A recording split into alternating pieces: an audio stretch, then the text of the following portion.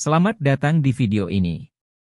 Militer Tiongkok, yang dikenal sebagai Tentara Pembebasan Rakyat, PLA, telah mengalami transformasi signifikan dalam beberapa tahun terakhir dan berkembang menjadi kekuatan yang lebih modern, berteknologi maju, dan bisa dibilang lebih tidak terlihat.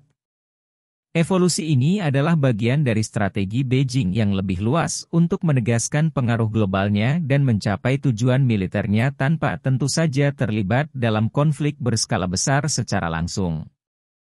Peningkatan kemampuan dan operasional PLA ini telah membuatnya lebih fleksibel dan berpotensi kurang terdeteksi, berkontribusi terhadap tembus pandangnya dalam beberapa cara. Salah satu kemajuan teknologi adalah Tiongkok telah mengembangkan dan mengerahkan pesawat siluman seperti Chengdu J-20, yang dirancang untuk menghindari deteksi radar. Selain itu, Angkatan Laut Tentara Pembebasan Rakyat telah menugaskan kapal selam dengan kemampuan siluman canggih. PLA juga telah berinvestasi secara signifikan dalam kemampuan dunia maya yang memungkinkannya melakukan sabotase, spionase dunia maya, dan operasi pengaruh. Kegiatan ini dapat dilakukan dari jarak jauh dan secara sembunyi-sembunyi, membuat sumber serangan seringkali sulit dilacak. Militer Tiongkok telah mengembangkan kemampuan untuk menonaktifkan atau menurunkan satelit yang penting untuk komunikasi, pengawasan, dan navigasi. Hal ini tidak hanya mengancam kemampuan musuh tetapi juga memposisikan Tiongkok untuk mempengaruhi reorganisasi dan modernisasi domain luar angkasa. Di bawah kepemimpinan Xi Jinping, PLA telah menjalani reformasi besar-besaran yang bertujuan untuk merampingkan struktur komandonya, meningkatkan efisiensi, dan meningkatkan efektivitas tempur. Reformasi ini mencakup pembentukan Komisi Militer Pusat, CMC, sebagai otoritas militer tertinggi yang dikendalikan langsung oleh Partai Komunis Tiongkok disingkat PKT. Rencana tersebut telah merestrukturisasi pasukannya menjadi unit-unit yang lebih terspesialisasi yang mampu melakukan pengerahan cepat dan serangan presisi. Hal ini termasuk pembentukan pasukan pendukung strategis yang mengawasi unit peperangan siber, elektronik, dan luar angkasa. 3. Teknologi kedirgantaraan dan rudal Tiongkok telah mengembangkan rudal balistik anti-kapal canggih, ASBM, seperti DF-21D dan DF-26 yang dirancang untuk menargetkan kapal induk dan kapal permukaan besar lainnya dari jarak jauh. Kemampuan ini secara signifikan memperluas jangkauan Tiongkok dan menjadikannya lebih menantang bagi musuh untuk memproyeksikan kekuatan di wilayah tersebut. Tiongkok juga telah menguji senjata anti-satelit yang menunjukkan kemampuannya untuk terlibat dalam perang luar angkasa dan mengganggu kemampuan musuh di orbit. 4. Peperangan bawah laut. Tiongkok sedang memodernisasi armada kapal selamnya dengan kapal selam bertenaga nuklir yang mampu membawa rudal balistik. Platform ini memungkinkan Tiongkok untuk memproyeksikan pencegahan nuklir dan melakukan operasi rahasia. Angkatan Laut PLA mengoperasikan armada kapal selam konvensional yang terus bertambah, termasuk model diesel listrik dengan kemampuan siluman yang ditingkatkan, sehingga memungkinkan mereka beroperasi tanpa terdeteksi di perairan regional. 5. Perang informasi dan psikologis. Tiongkok menggunakan serangkaian operasi pengaruh, termasuk melalui media yang dikelola pemerintah, media sosial, dan platform lain untuk membentuk persepsi dan narasi baik di dalam negeri maupun internasional. PLA melakukan operasi psikologis yang dirancang untuk melemahkan semangat musuh dan mempengaruhi opini publik. Operasi ini dapat diintegrasikan ke dalam kampanye militer yang lebih luas dan seringkali dilakukan secara sembunyi-sembunyi. Ekspansi militer Tiongkok yang dilakukan secara tak kasat mata mempunyai akar sejarah yang dalam dan telah menjadi aspek penting dalam pembangunan strategis dan identitas nasional Tiongkok. Konteks sejarah dan signifikansi ekspansi ini dapat dipahami melalui beberapa fase dan motivasi penting di era kuno dan kekaisaran. Sejak awal dinasti seperti Shang dan Youo hingga Qin dan Han, kekuatan militer terpusat sangat penting untuk menyatukan dan mengendalikan wilayah Tiongkok yang luas.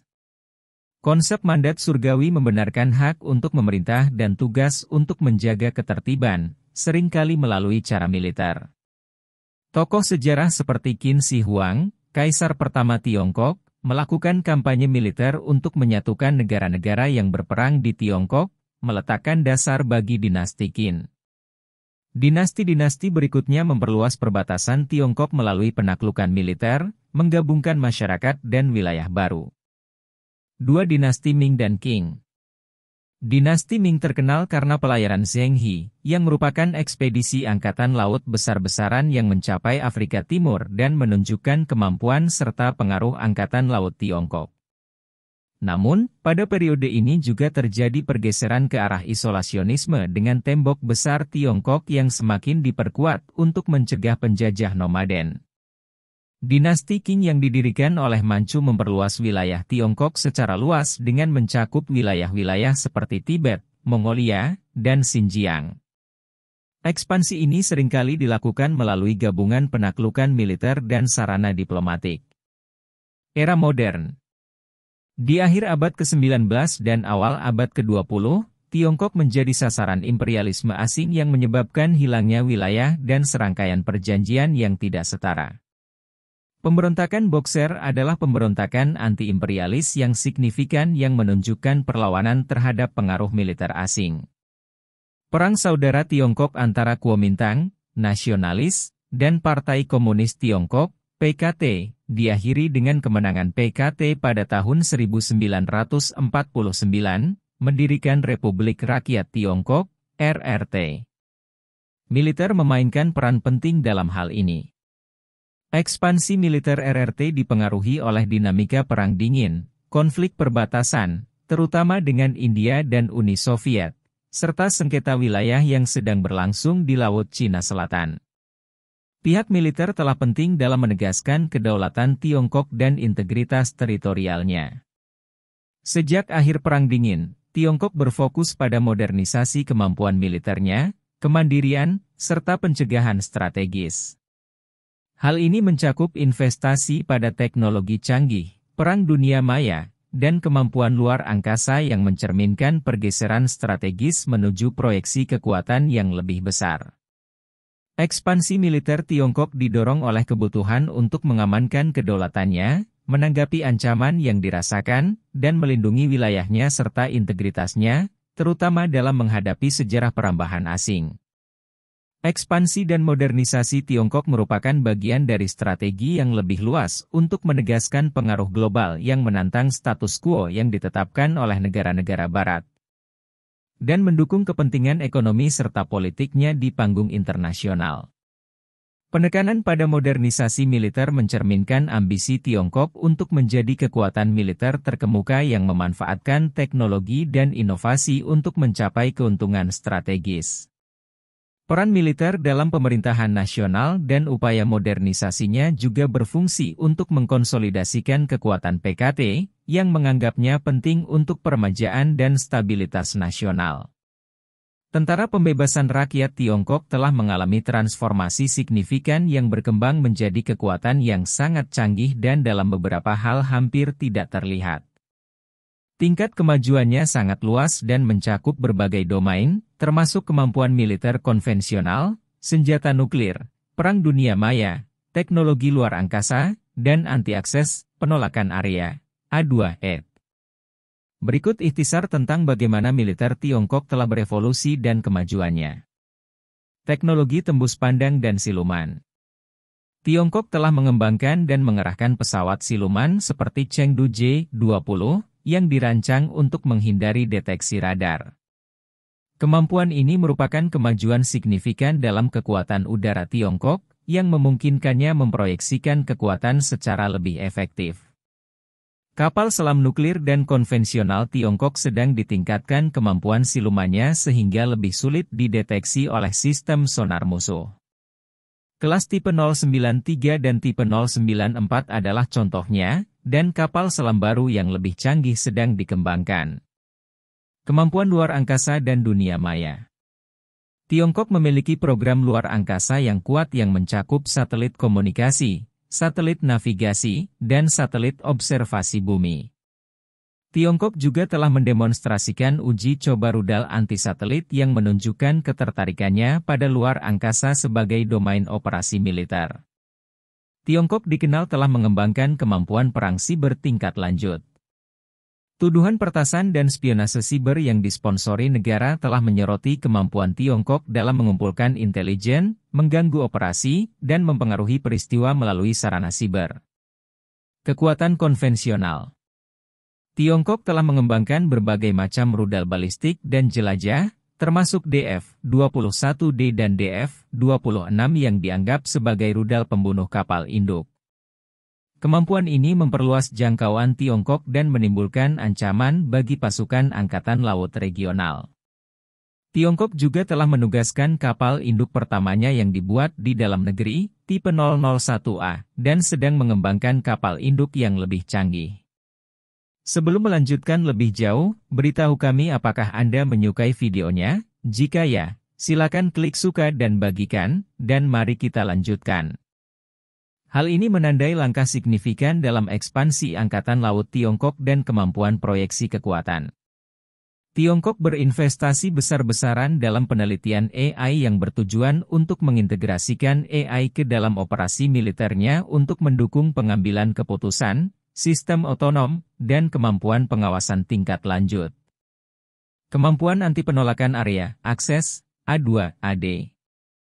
Tiongkok telah mengembangkan kemampuan A2-AD yang kuat yang dirancang untuk menghalangi atau menolak kemampuan musuh untuk beroperasi dalam lingkup pengaruhnya.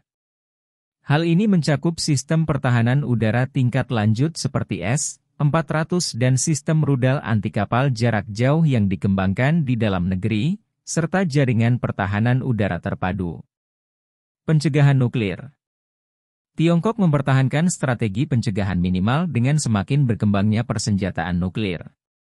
Tiongkok telah mengerahkan ICBM berbasis darat, rudal balistik antar benua seperti DF-41 yang memiliki perkiraan jangkauan mampu menjangkau bagian manapun di dunia.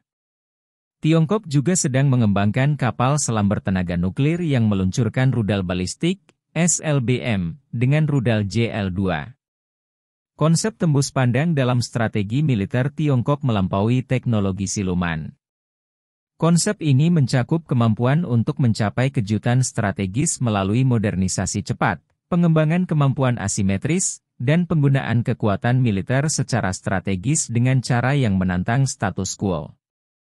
Reformasi militer Tiongkok termasuk reorganisasi angkatan bersenjatanya menjadi sistem tempur gabungan yang bertujuan untuk meningkatkan kemampuannya dalam melakukan operasi di berbagai domain secara bersamaan. Kekuatan militer tradisional menghadapi beberapa tantangan dalam mendeteksi dan melawan aktivitas militer rahasia Tiongkok. Tantangan ini memiliki banyak aspek yang melibatkan teknologi, strategis, dan operasional.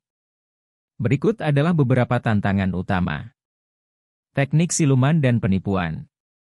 Investasi Tiongkok dalam teknologi siluman, seperti yang terlihat pada pesawat tempur J-20 dan kapal perusak tipe 055, menyulitkan kekuatan militer tradisional untuk mendeteksi aset-aset ini melalui cara konvensional.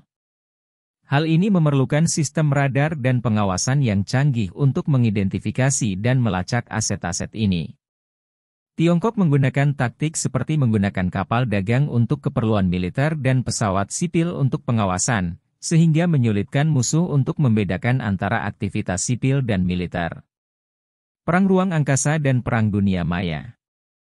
Pengembangan senjata anti-satelit Tiongkok dan kemampuan ruang angkasanya yang semakin meningkat menimbulkan ancaman langsung terhadap Amerika Serikat dan negara-negara penjelajah ruang angkasa lainnya. Ketergantungan pada satelit untuk navigasi, komunikasi, dan pengawasan membuat aset-aset ini penting untuk mendeteksi dan melawan aktivitas militer. Kemampuan siber Tiongkok yang canggih memungkinkan Tiongkok untuk menyusup ke jaringan militer dan sipil, berpotensi mengganggu operasi, mencuri teknologi sensitif, dan mengumpulkan intelijen. Sifat domain siber yang tidak berwujud membuatnya sulit untuk dideteksi dan dilawan. Perang bawah laut. Pengembangan kapal selam nuklir dan konvensional dengan kemampuan siluman di Tiongkok mempersulit tugas pelacakan kapal selam, terutama di lautan luas dan dalam. Tanda akustik kapal selam lebih sulit dideteksi dengan sistem sonar tradisional, yang memerlukan teknologi canggih seperti drone bawah laut dan peralatan khusus jaringan sonar. Peperangan informasi dan operasi psikologis. Tiongkok menggunakan taktik peperangan informasi termasuk menyebarkan informasi yang salah dan menggunakan media yang dikontrol negara untuk mempengaruhi opini publik, serta menciptakan perselisihan di antara sekutu. Untuk melawan upaya-upaya ini memerlukan strategi kontrapropaganda yang canggih dan praktik kebersihan digital. Penipuan operasional dan kejutan strategis. Tiongkok telah diamati dalam pengerahan aset militer yang menipu, sehingga menyulitkan musuh untuk membedakan niat militer sebenarnya dari umpan atau latihan. Penipuan operasional ini bertujuan untuk menutupi kemampuan dan niat militer Tiongkok yang sebenarnya. Modernisasi militer Tiongkok yang cepat dan pengembangan kemampuan asimetris bertujuan untuk mencapai kejutan strategis. Hal ini menyulitkan kekuatan militer tradisional untuk mengantisipasi dan bersiap menghadapi ancaman baru. Kendala hukum dan etika. Kekuatan militer tradisional beroperasi berdasarkan seperangkat hukum dan norma internasional yang mengatur kegiatan militer. Kendala ini dapat membatasi sejauh mana mereka dapat melakukan pengawasan dan melawan aktivitas rahasia di wilayah tertentu seperti negara berdaulat atau perairan internasional. Tantangan yang dihadapi negara-negara militer tradisional dalam mendeteksi dan melawan aktivitas militer rahasia Tiongkok sangatlah signifikan dan kompleks. Tantangan tersebut tidak hanya memerlukan kemajuan teknologi dan adaptasi strategis, namun juga pengembangan doktrin dan adaptasi baru. Kemampuan untuk mengatasi sifat beragam dari peperangan modern dan karakter konflik yang terus berkembang dengan penekanan yang semakin besar pada ranah peperangan non-tradisional. Menggarisbawahi perlunya pendekatan inovatif terhadap keamanan nasional dan strategi militer. Ketidakterlihatan Tiongkok dalam operasi militer paling jelas terlihat dalam bidang Perang Dunia Maya dan kemampuan luar angkasa yang pencapaiannya telah menarik perhatian internasional. Terobosan yang paling menonjol dalam menunjukkan kemampuan ini adalah kombinasi dari kemajuannya dalam spionase siber dan kemampuan perang luar angkasa yang semakin meningkat. Terobosan perang siber pada tahun 2010 dengan Worm Stuxnet, yang diakini sebagai proyek gabungan AS dan Israel, memaparkan dunia pada konsep perang siber yang disponsori negara. Pada tahun-tahun setelahnya, kemampuan Tiongkok dalam bidang ini telah menjadi semakin canggih. Tiongkok telah dikaitkan dengan beberapa ancaman terus-menerus tingkat tinggi, APT, seperti APT-1, yang juga dikenal sebagai Command Panda, yang menargetkan kontraktor pertahanan AS, jaringan militer, dan organisasi pemerintah. Operasi ini menunjukkan kemampuan Tiongkok dalam melakukan spionase jangka panjang dan pencurian kekayaan intelektual. Unit siber Tiongkok telah menunjukkan kemahiran dalam meretas sistem militer dan pemerintah, mencuri data sensitif, dan mengganggu operasi. Pelanggaran Equifax tahun 2017 yang dikaitkan dengan Tiongkok memamerkan kemampuannya dalam mencuri sejumlah besar informasi pribadi yang sensitif. Dalam terobosan kemampuan ruang angkasa, pada tahun 2007 Tiongkok melakukan uji coba rudal anti-satelit yang secara jelas menghancurkan salah satu satelitnya di orbit rendah bumi. Uji coba ini menghasilkan sejumlah besar puing-puing ruang angkasa dan menunjukkan kesediaan Tiongkok untuk menggunakan kekuatan dalam laporan luar angkasa. Citra satelit menunjukkan bahwa Tiongkok sedang mengembangkan laser berbasis darat yang mampu melumpuhkan satelit. Teknologi ini mewakili terobosan signifikan dalam perang luar angkasa yang memungkinkan penonaktifan sementara atau permanen aset-aset berbasis ruang angkasa. Tiongkok sedang mengembangkan konstelasi satelitnya sendiri untuk navigasi, komunikasi, dan pengumpulan intelijen. Hal ini tidak hanya meningkatkan kemampuan militernya tetapi juga memposisikan Tiongkok untuk menantang dominasi AS di ruang angkasa. Terobosan yang menunjukkan ketidaktampakan Tiongkok dalam operasi militer yang paling menonjol adalah kemampuannya untuk beroperasi tanpa terdeteksi di dunia maya dan kemajuannya dalam kemampuan perang luar angkasa. Domain ini memungkinkan Tiongkok untuk melakukan operasi dengan tingkat kerahasiaan yang tinggi dan memberikan kejutan yang melemahkan efektivitas operasional musuh potensial. Kombinasi spionase dunia maya dan kemampuan luar angkasa memungkinkan Tiongkok untuk mengumpulkan informasi intelijen, mengganggu komunikasi, dan menantang penggunaan ruang angkasa oleh militer. Sehingga menjadikannya kekuatan yang tangguh dalam perang modern.